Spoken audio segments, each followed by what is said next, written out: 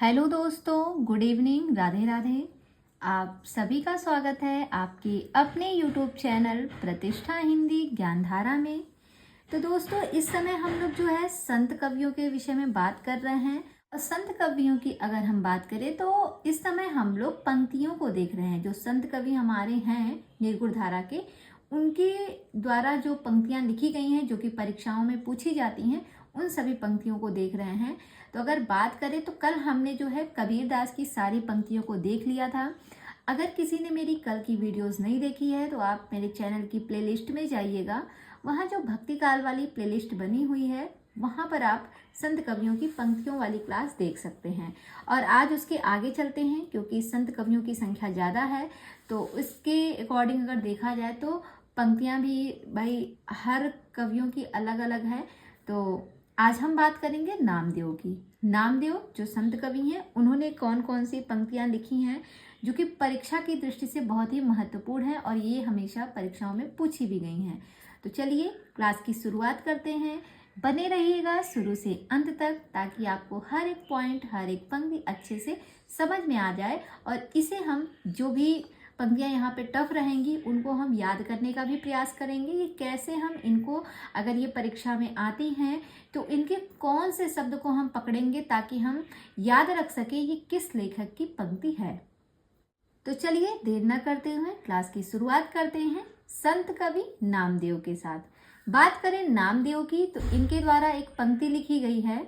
देखिएगा, सबसे पहली पंक्ति है, मन मेरी सुई तन तेरा धागा, खेचर जी के चरण पर नामा सीपी लागा। ये वाली पंक्ति जो है संत नामदेव की है। कैसे याद रखेंगे?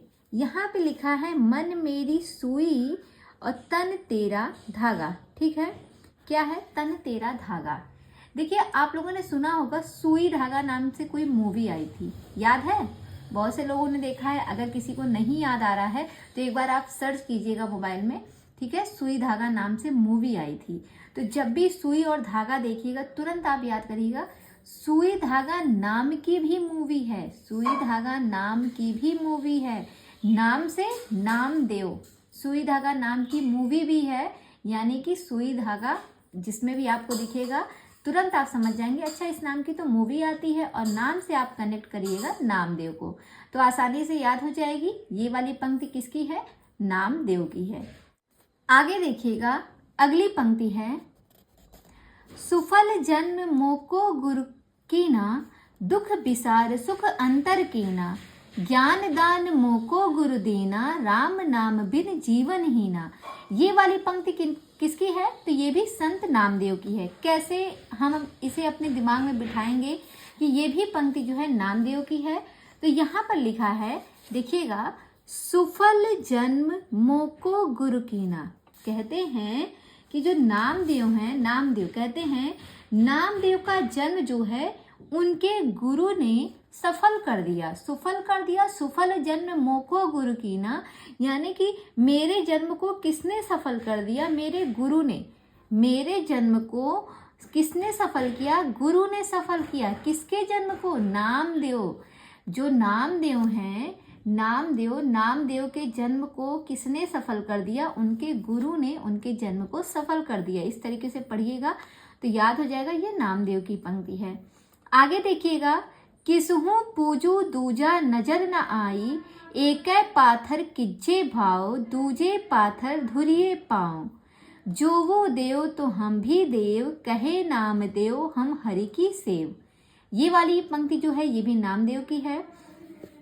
अगर पूरी पंक्ति परीक्षाओं में पूछी जाए, अगर पूरी पंक्ति परीक्षा में पूछी जाए तो यहाँ पे नामदेव तो आ जाएगा।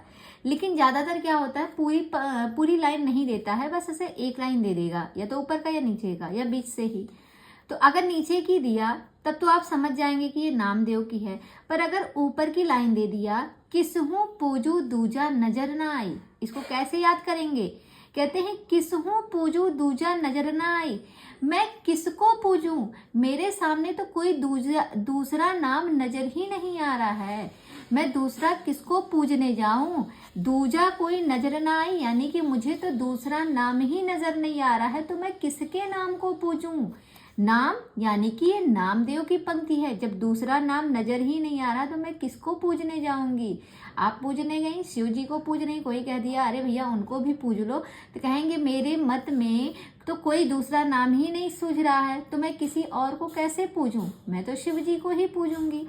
तो दूजा नाम नजर ना आई यानी कि नामदेव की पंक्ति हो गई।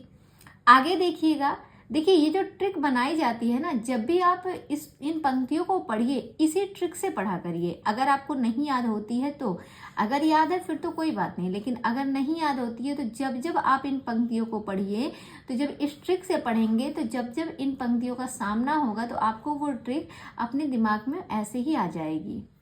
आगे देखिएगा, अगली पंक्ति है भगत हेत मायरो, सॉरी, अगली पंक्ति है भगत हेत मारियो हरिना कुश, नृसिंह रूप हवै देह धरियो, नामा कहे भगति बस केशव, अजहो बलि के द्वार खरो। ये वाली किसकी पंक्ति है, तो ये भी जो है आपकी नामदेव की पंक्ति है। किसकी पंक्ति है, नामदेव की पंक्ति है। यहाँ पर है नृसिंह, नृसिंह रूप हवै देह धरियो। नृसिंह का रूप भी किसी ने रखा था ना। आप जानते हैं कि जो नृसिंह है ये रूप भगवान जो विष्णु है, विष्णु भगवान के चौथे अवतार माने जाते हैं, ठीक है। तो आप वहां से आप याद रख सकते हैं, जैसे इसमें लिखा है नृसिंह रूप हवै देह धरियो, तो यानी कि नृसिंह का रूप जो है अपने देह पे रखा गया। नृसिंह नाम का, नृसिंह नाम का रूप भी किसी ने रखा था, अर्थात विष्णु भगवान के जो चौथे अवतार थे वो नृसिंह के रूप में थे, जिसमें आधा नर और आधा क्या था, आधा मानव और आधा सिंह का रूप था, ठीक है। इस तरीके से नृसिंह, इस तरीके से आप इसको समझिएगा।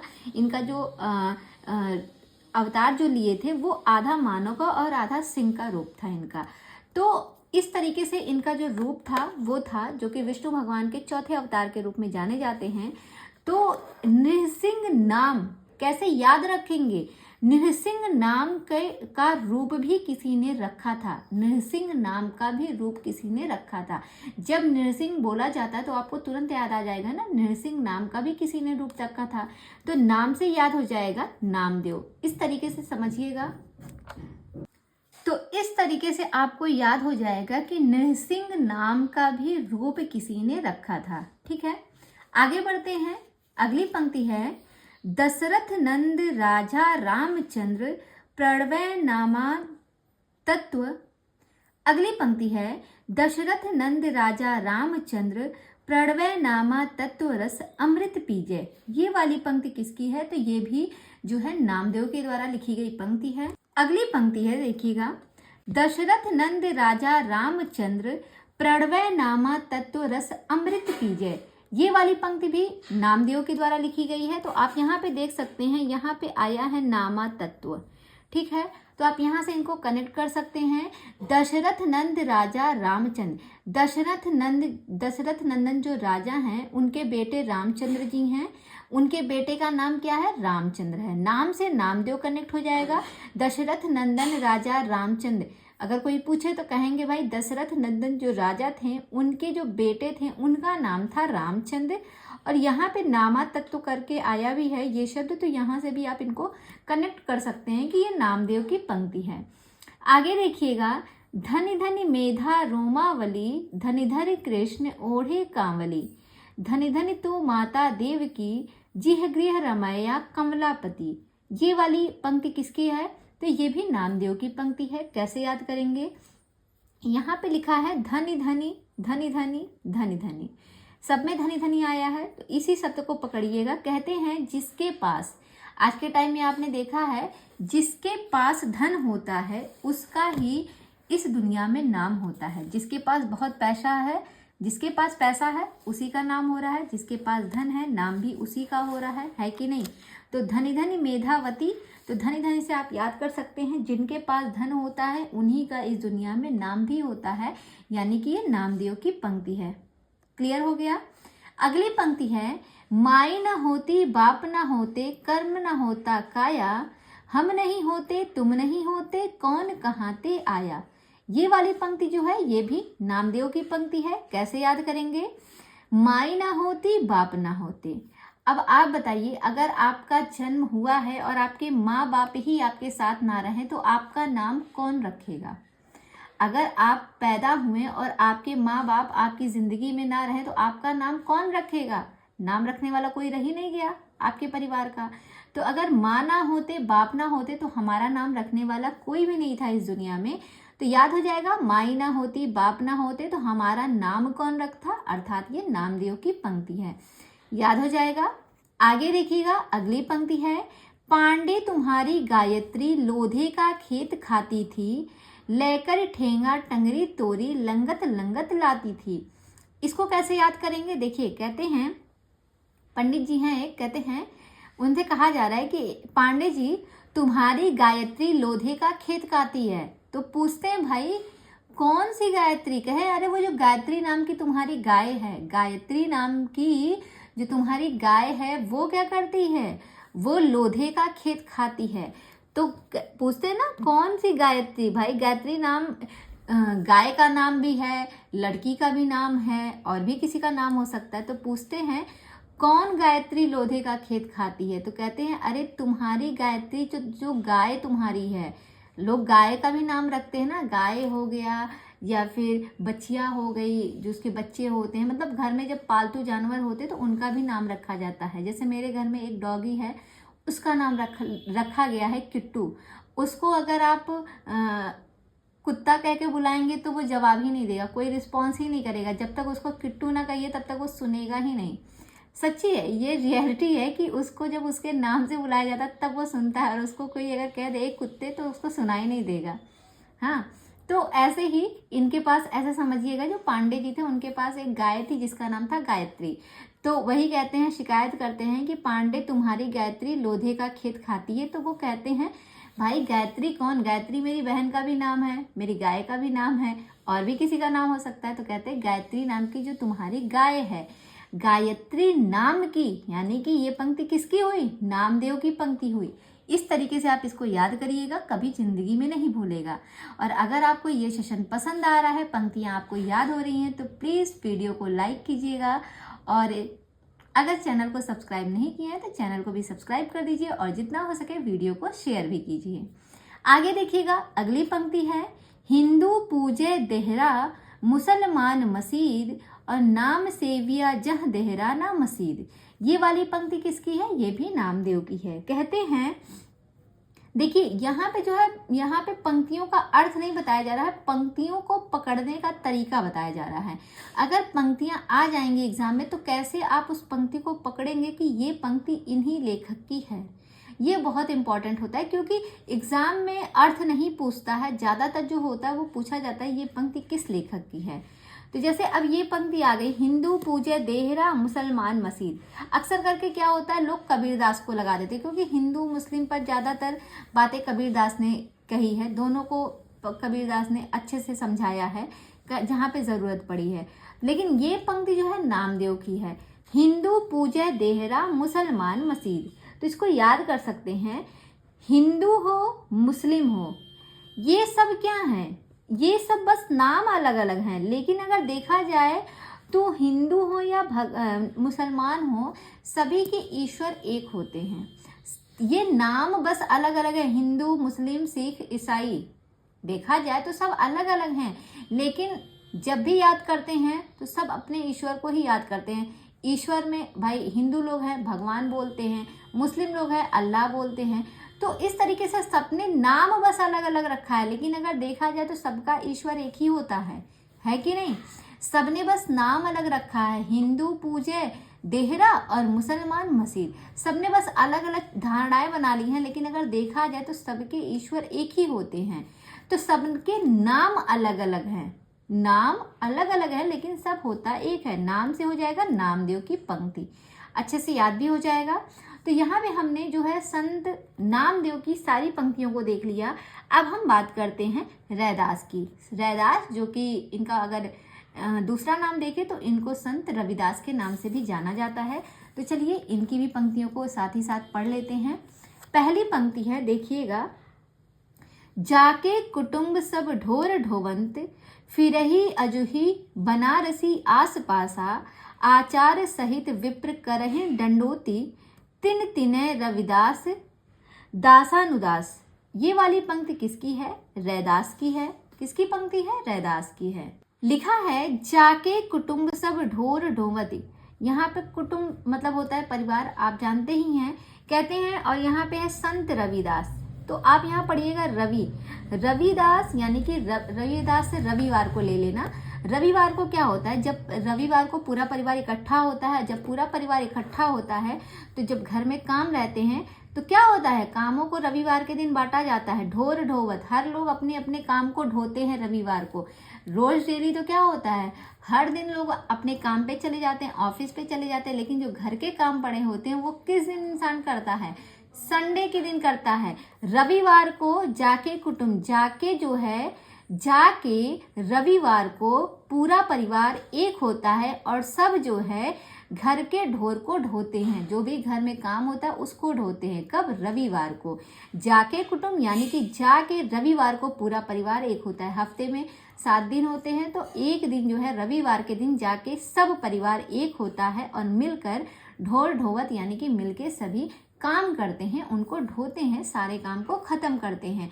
इस तरीके से थोड़ा सा अगर समझने का प्रयास करेंगे तो ये पंक्ति आपकी कभी गड़बड़ नहीं होगी कि ये किसकी है। ये रविदास यानी कि रविवार से लेंगे रविदास, और रविदास यानी कि रैदास की पंक्ति है। अगली पंक्ति है ऐसी मेरी जाति विख्यात चमार।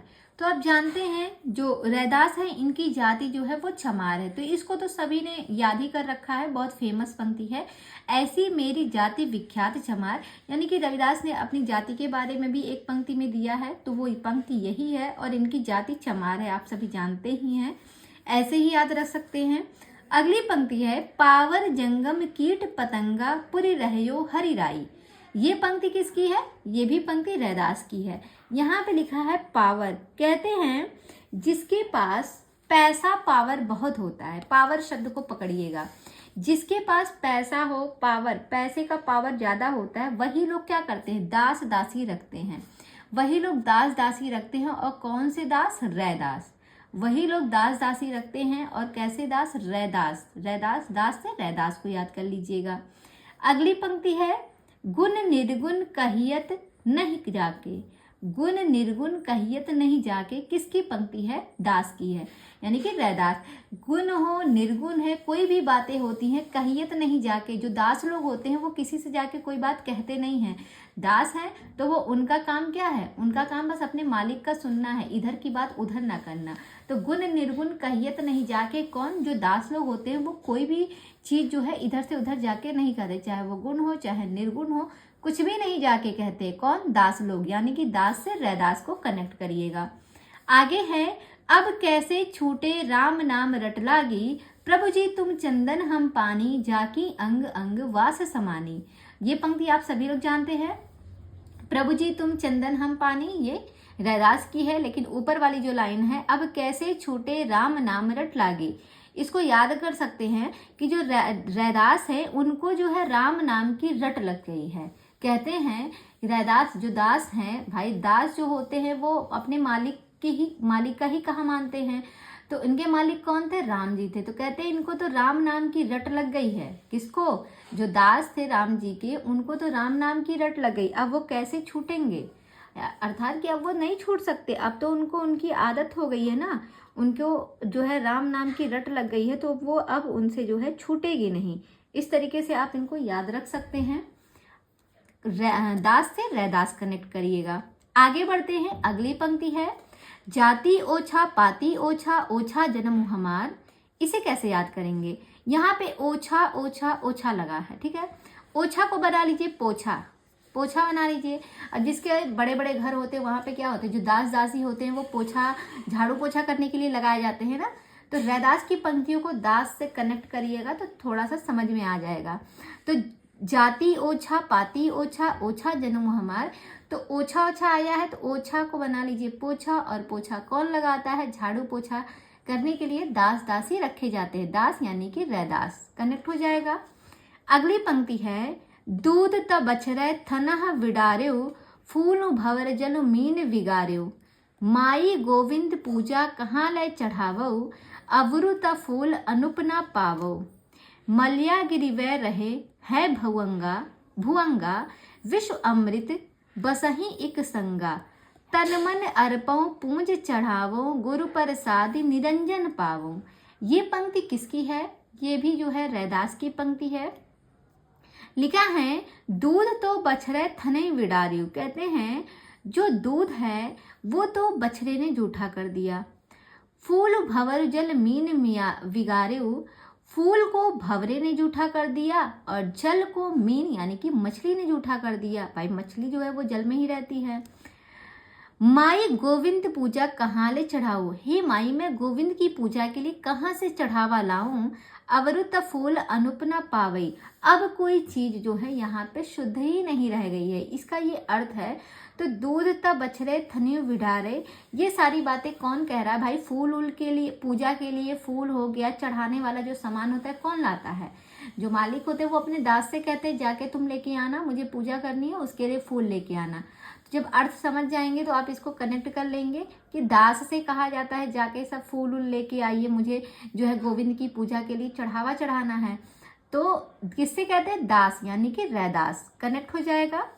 आगे देखिएगा, अगली पंक्ति है अखिल खिले नहीं काकह पंडित, को न कहे समुझाई। और अबरन बरन रूप नहीं जाके, कहलो लाई समाई। चंद सूर नहीं रात दिवस नहीं, धरनी आकाश न भाई। अकरम अकरम नहीं शुभ अशुभ नहीं, काकहु देहु बड़ाई। ये वाली पंक्ति किसकी है? ये भी पंक्ति आपकी रैदास की है। क्या कह रहे हैं? कहते हैं अखिल खिले नहीं काकह पंडित, कोई न कहे समुझाई। कहते हैं जो पंडित होते हैं कोई न कहे समझाई, कोई भी किसी को समझा नहीं पा रहा है। किसको? जो दास लोग होते हैं। कहा यहाँ पे लिखा है ना अखिल खिले नहीं काकह पंडित।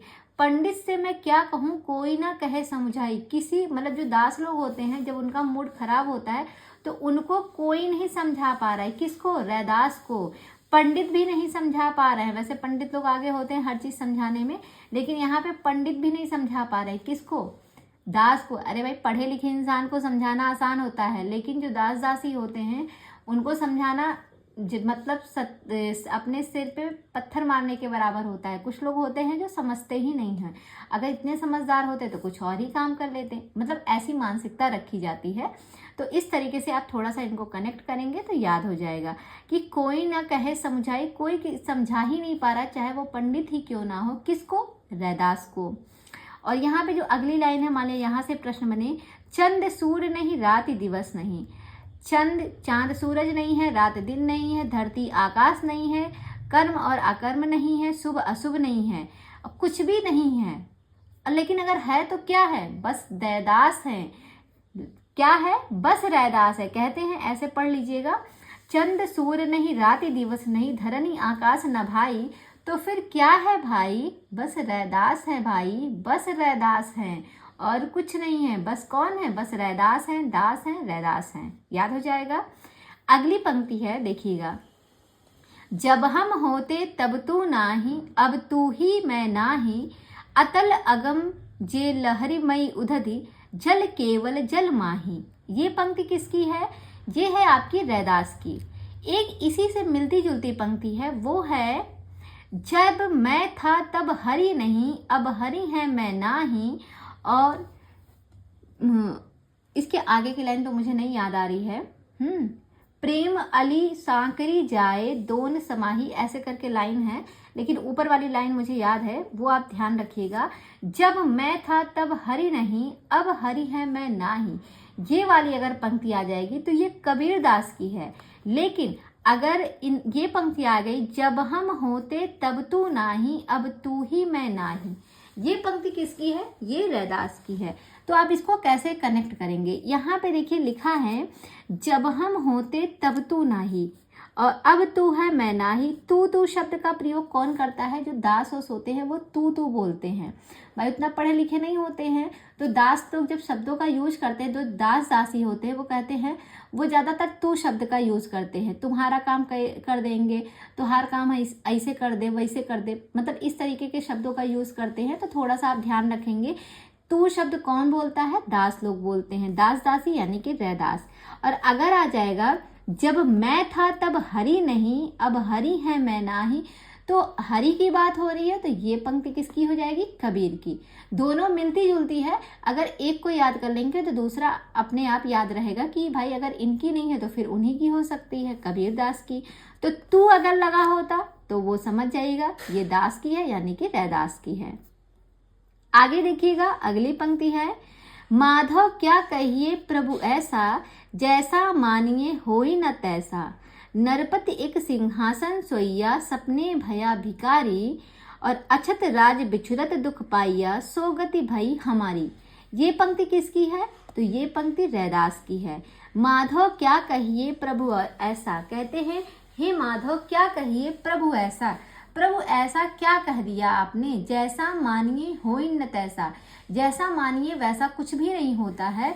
ये कौन कह रहा है? ये रैदास कह रहे हैं। जो दास होते हैं वो अपने जब कभी मान लिया मालिक से कुछ गलती हो जाती है तो बैठ जाते हैं मालिक के पास, हाथ पर दबाते हैं और कहते हैं हे माधव, हे प्रभु, आपने ऐसा क्या कह दिया कि आप जैसा भी मानते वैसा तो कुछ हो ही नहीं रहा है, जैसा मानिए होई न तैसा, वैसा तो नहीं हो रहा है। हे प्रभु, आपने ऐसा क्या कह दिया? तो ये कौन कह रहा है? रैदास कह रहे हैं। और इसी तरह एक मिलती जुलती पंक्ति है जो कल हमने पढ़ी थी, ध्यान रखिएगा। कल जो हमने एक पढ़ी थी माधव करके ही, जो कि परीक्षा में बहुत पूछी जाती है कि माधव मैं ऐसा अपराधी, तेरी भगति होत ना साधी। अगर आ जाएगा माधव मैं ऐसा अपराधी, तो ये पंक्ति किसकी है? आप जानते हैं ये पंक्ति हो गई कबीरदास की। अगर अपराध की बात आएगी तो कबीरदास को लगाइएगा। अगर आ जाएगी माधव क्या कहिए प्रभु ऐसा, अगर प्रभु की बात आ जाएगी तो दास जो है अपने मालिक को प्रभु के समान समझता है। ठीक है, जो दास होते हैं वे अपने मालिक को प्रभु के समान समझते हैं। तो यहाँ से आप इनको कनेक्ट कर लेंगे कि ये रैदास की पंक्ति है। और अगर आ जाए माधव हम परिणाम निराशा, तो माधव हम परिणाम निराशा, ये पंक्ति किसकी है? विद्यापति की है। तो जानते हैं परिणाम कब आता है? जब हम विद्या ग्रहण करते हैं और विद्या जब पढ़ लेते हैं, विद्या मतलब वही ज्ञान, जब हमें ज्ञान मिलता है उसके बाद जब हम एग्जाम देते हैं, एग्जाम के बाद जब हमारा परिणाम आता है तब हमें पता चलता है हमारे अंदर कितना ज्ञान था, हमारी विद्या कितनी सफल हुई, हमें कितनी जानकारी थी। तो परिणाम कब आता है? परिणाम वही रिजल्ट जो आता है कि किसका रिजल्ट आता है? हमारी विद्या का रिजल्ट आता है, हमारी ज्ञान का रिजल्ट आता है। तो माधव हम परिणाम निराशा, ये पंक्ति विद्यापति की हो गई। माधव क्या कहिए प्रभु ऐसा, अगर प्रभु शब्द आया तो प्रभु जो है ये दास लोग अपने मालिक को प्रभु समझते हैं। और अगर आ गया माधव में ऐसा अपराधी, अपराधी शब्द आएगा तो कबीरदास को लगाइएगा। तीनों पंक्तियां मिलती जुलती हैं, तीनों को समझने का प्रयास कीजिएगा कैसे तीनों को अलग करेंगे। अगली पंक्ति है मन चंगा तो कठौती में गंगा। ये पंक्ति आपकी किसकी है? आप जानते हैं ये रैदास की है। अगर यहाँ पे लग जाए अवधू मन चंगा तो कठौती में गंगा, तो ये पंक्ति हो जाएगी गोरखनाथ की। लेकिन मन चंगा तो कठौती में गंगा आया है तो ये रहेगी आपकी रैदास की पंक्ति। ध्यान रखिएगा, ये रैदास की हो जाएगी, लेकिन अगर अवधू लग जाएगा तो ये पंक्ति हो जाएगी गोरखनाथ की। तो अगर आपको ये सेशन पसंद आ रहा है और पंक्तियां आपको याद हो रही हैं तो प्लीज़ वीडियो को लाइक कीजिएगा अगर अभी तक आपने लाइक नहीं किया है, और एक प्यारा सा कमेंट करके बताइएगा कि आज की क्लास आपको कैसी लगी, क्या पंक्तियां आपको याद हो रही हैं या नहीं हो रही हैं। और इसके आगे कल हम देखेंगे, क्योंकि पंक्तियों का सेशन अभी बहुत लंबा चल रहा है और एक ही दिन में अगर मैं सारा पढ़ा दूंगी तो आप लोग भूल जाएंगे। ठीक है, तो थोड़ा थोड़ा करके पढ़िए, लेकिन चीज़ें याद करिए, वो ज़्यादा ज़रूरी है, क्योंकि हम जितना पढ़े उतना हमें याद होना भी ज़रूरी है। तो अगर आपको ये सारे टॉपिक अच्छे से समझ में आ रहे हैं, मेरे द्वारा पढ़ाया जो जा रहा है वो आपको अगर याद हो रहा है, तो प्लीज़ मेरे चैनल को सब्सक्राइब कीजिए अगर आपने अभी तक नहीं किया है तो। और अगर आप इससे रिलेटेड प्रश्नोत्तरी भी चाहते हैं तो आप मेरे चैनल को, मेरा जो टेलीग्राम ग्रुप है आप उसको ज्वाइन कर सकते हैं। उसके लिए आपको क्या करना है, आप मेरे चैनल के डिस्क्रिप्शन में जाइएगा, वहाँ पे देखिए इस वीडियो के डिस्क्रिप्शन में नहीं, चैनल के डिस्क्रिप्शन में जाएंगे, वहाँ पे आपको टेलीग्राम की लिंक मिलेगी। और अगर तब भी नहीं मिलती है तो आप मुझे मैसेज कर दीजिएगा कमेंट बॉक्स में, तो मैं आपको जो है पर्सनली आपको टेलीग्राम की लिंक शेयर कर दूंगी अगर आपको ज़रूरत होगी तो। क्योंकि अगर आप तैयारी कर रहे हैं तो अच्छे से करिए, और इससे रिलेटेड आप प्रश्नोत्तरी जब करेंगे तभी आपको पता चलेगा कि आपकी पढ़ाई जो है कहाँ तक पहुँची है। पढ़ना अच्छी बात है, लेकिन उससे अच्छा है कि जब आप उनके प्रश्नों को भी सॉल्व करें। तो टेलीग्राम ग्रुप को ज्वाइन कीजिए, वहाँ पे डेली क्विज होती है, एक सुबह में एक शाम में होती है। बाकी कुछ ही दिनों में, जैसा कि मैं बार बार बताती हूँ, कुछ ही दिनों में इसकी सूचना दे दी जाएगी। इससे रिलेटेड आपको डेली जो है टॉपिक वाइज क्विज कराई जाएगी, उसकी सूचना आपको टेलीग्राम ग्रुप में ही दी जाएगी। तो अगर आप टेलीग्राम ग्रुप में जुड़े रहेंगे तो आपको वो सूचना मिलेगी। तो अगर आपको इससे रिलेटेड क्विज करनी है तो आप प्लीज़ टेलीग्राम ग्रुप को भी ज्वाइन कीजिए और अपनी पढ़ाई को और बेहतर कीजिए। तो मिलते हैं कल फिर से शाम 6 बजे। और अभी हमारे संत कवि ख़त्म नहीं हुए हैं, कल हम देखेंगे और जो बचे हैं संत कवि उनकी पंक्तियों को। तो कल फिर से मुलाकात करते हैं, तब तक के लिए बाय बाय, टेक केयर।